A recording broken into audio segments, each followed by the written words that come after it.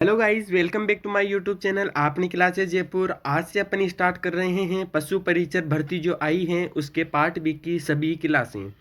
तो आपको अपना ये जो चैनल है उसके अंदर प्लेलिस्ट मिल जाएगी और आज से मैं सारी क्लासें स्टार्ट कर रहा हूँ पार्ट बी की, जो कि अपने 45 नंबर का होगा। चलिए दोस्तों, अपन क्लास को स्टार्ट करते हैं। आज अपन बात करने वाले हैं पशुपालन का सामान्य ज्ञान की। पशुपालन के सामान्य ज्ञान में सबसे पहले अपन बात करते हैं कि पशुपालन की परिभाषा क्या है। तो पशुपालन जो है वो कृषि विज्ञान की ही एक शाखा है। किसकी शाखा है? कृषि विज्ञान की ही एक शाखा है। यानी कि पशुपालन को अलग से नहीं देखा जाता, पशुपालन को अपने कृषि से संबंधित जो है शाखा, उसी में ही अपन पशुपालन का अध्ययन करते हैं। तो पशुपालन की जो परिभाषा है वह है, पशुपालन कृषि विज्ञान की वह शाखा है जिसके अंतर्गत घरेलू पशुओं के प्रजनन, पालन पोषण तथा उनसे होने वाले उत्पादन का अध्ययन किया जाता है। फिर अपन बात करते हैं नस्ल की, क्योंकि अपन जो अगली जो क्लास होगी उसके अंदर नस्लों के बारे में बात करेंगे। तो नस्ल की जो परिभाषा होती है वो क्या होती है।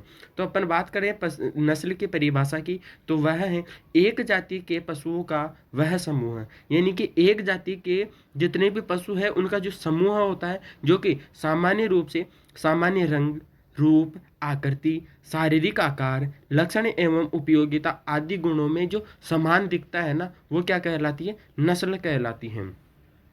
फिर अपन बात करते हैं कि पशुपालन यानी कि पशुओं का पालना, कि सबसे पहले कौन से पशु को और कब से पाला जाने लगा। मतलब कि जो मनुष्य हैं वह पशुओं को कब से पालता आ रहा है। तो अपने को मिलता है कि सबसे जो पहला पशु था, पालतू पशु था, वह है अपने कुत्ता। और इसको 10,000 ईसा पूर्व से पहले से ही पाला जा रहा है।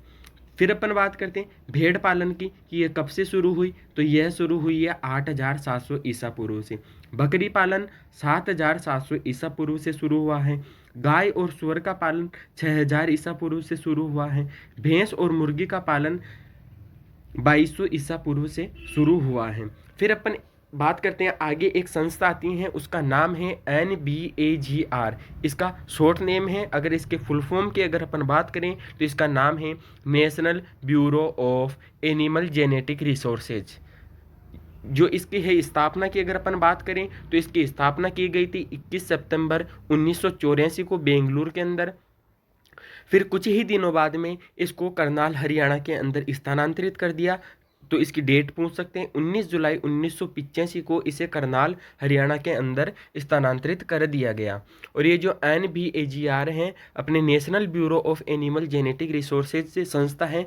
ये अपने जो भारतीय गायें हैं, पहले उनकी संख्या इन्होंने बताई थी 50, और वर्तमान में इन्होंने जो गायों की संख्या है मतलब कि नस्लें हैं, गायों की नस्लें हैं, वह बताई है 53। फिर नेक्स्ट पे अपन बात करते हैं कृषि के घरेलू सकल उत्पादन में जो पशुपालन है उसका कितना प्रतिशत योगदान है। तो 27%। ये इतना महत्वपूर्ण नहीं है। फिर अपन बात करते हैं पशुओं के आधुनिक प्रजनन के पिता की, तो उनका नाम है जलाउम्स लूस। ये इंपॉर्टेंट है। वैज्ञानिक प्रबंधन के जनक फ्रेडरिक विंसलो टेलर हैं। फिर अपन बात करते हैं पशुओं का वर्गीकरण, कि पशु जो है उनको कितने भागों में विभाजित किया जा सकता है और उनको विभाजित करने का आधार क्या है। तो सबसे पहले अपन बात करें पशुओं को, तो पशुओं को जुगाली करने और पाचन तंत्र के आधार पर 3 भागों में विभाजित किया गया है। कितने भागों में? 3 भागों में। रूमिनेंट्स, नॉन रूमिनेंट्स और स्यूडो। रूमिनेंट्स की अगर अपन बात करें तो इसके अंदर आते हैं जुगाली करने वाले पशु। कौन आते हैं इसमें? जुगाली करने वाले पशु जो है वो इसके अंदर आते हैं। और इनका जो पाचन तंत्र होता है ये 4 भागों में बटा हुआ होता है। कितने भागों में बटा हुआ होता है? 4 भागों के अंदर बटा हुआ होता है। फिर अपन बात करते हैं उदाहरण की, कि कौन कौन से ऐसे पशु हैं जो जुगाली करते हैं, मतलब कि चारा खाने के बाद में बैठ जाते हैं, पूरे चारे को एक साथ खा लेते हैं और उसके बाद में जुगाली करते हैं, यानी कि भोजन को ग्रहण करने के बाद में पचाना स्टार्ट करते हैं, मतलब उसको टुकड़ों में विभाजित करते हैं। तो उदाहरण है गाय, भैंस, भेड़, बकरी, नीलगाय, जिराफ। जो भी पशु जुगाली करते हैं वो इसके अंदर आएंगे। फिर नेक्स्ट पे अपन बात करते हैं नॉन रूमिनेंट्स की, यानी कि वे पशु जो कि जुगाली नहीं करते हैं तथा उनका जो पाचन तंत्र होता है ना, वह सिर्फ एक ही भाग का होता है और इस भाग को वास्तविक पाचन तंत्र भी कहते हैं। उदाहरण के तौर पे अगर अपन बात करें तो इसमें आता है घोड़ा, सुअर, कुत्ता, गधा, बंदर, खरगोश आदि। फिर आता है स्यूडो रूमिनेंट्स में, मतलब कि ये जो पशु होते हैं ना, इनको जुगाली करने वाले पशुओं की श्रेणी में नहीं रखा जाता। तो सर अपन इनको नॉन रूमिनेंट्स में भी रख सकते हैं, इनको नहीं रख सकते, क्योंकि नॉन रूमिनेंट्स वाले जो होते हैं ना, इनका पाचन तंत्र एक ही भाग का होता है, लेकिन ये सूडो वाले होते हैं ना, इनका पाचन तंत्र 3 भागों में विभाजित होता है, इसलिए इनको एक अलग ही श्रेणी में रखा गया है। जैसे कि उदाहरण के तौर पे अपन बात करें तो ऊंट और लामा। फिर अपन बात करते हैं कि पशुपालन करते हैं तो पशुओं का दूध निकालते हैं, तो डेयरी संस्था भी अपन को पढ़नी पड़ेगी। तो डेयरी से संबंधित जो महत्वपूर्ण फैक्ट हैं वो मैं बता रहा हूँ आपको, और बाकी इसकी जो डिटेल है ना वो अपन अगली क्लास में भी अध्ययन करेंगे। सबसे पहले प्रश्न बनेगा डेयरी का कि राष्ट्रीय डेयरी अनुसंधान संस्थान है ये कहाँ पर हैं। तो ये जो राष्ट्रीय डेयरी अनुसंधान संस्थान है ना, ये हैं अपने करनाल हरियाणा के अंदर।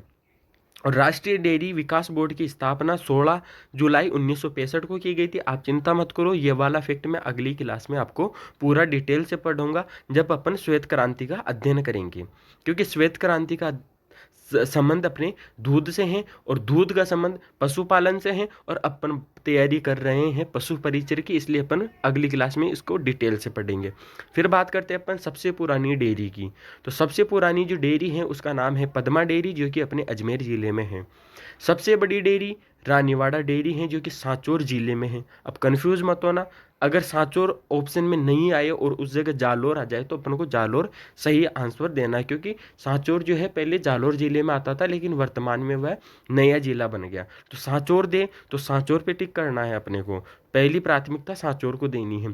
फिर अपन बात करते हैं उरमूल डेयरी की, तो यह है बीकानेर में। वरमूल डेयरी की बात करें तो ये जोधपुर में है, और गंगमूल डेयरी की बात करें तो ये हनुमानगढ़ में है। अब इनको याद कैसे रखें, उरमूल, वरमूल, गंगमूल। तो देखो, गंगमूल गंगापुर गंगानगर, गंगानगर जिला किसके पास में, हनुमानगढ़ के पास में, यानी गंगमूल डेयरी कहाँ पर है, हनुमानगढ़ में है। फिर उरमूल डेयरी की बात करें तो ऊ से उरमूल और बी से बीकानेर, यानी उबी, उबी यानी उरमूल डेयरी बीकानेर, और गंगमूल डेयरी हनुमानगढ़। और वरमूल तो अपने को फिर याद ही रह जाएगा, अगर दो याद हो जाएंगे तो वरमूल डेयरी कहाँ पर है, जोधपुर के अंदर है।